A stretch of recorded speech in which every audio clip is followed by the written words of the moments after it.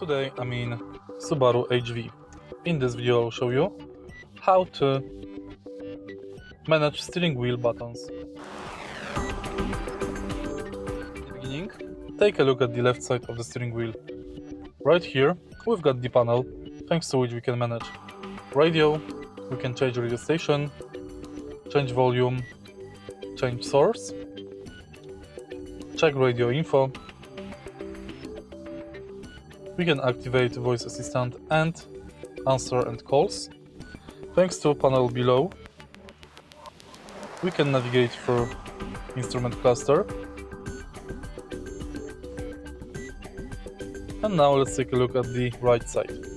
Thanks to this panel, we can activate speed limiter and cruise control.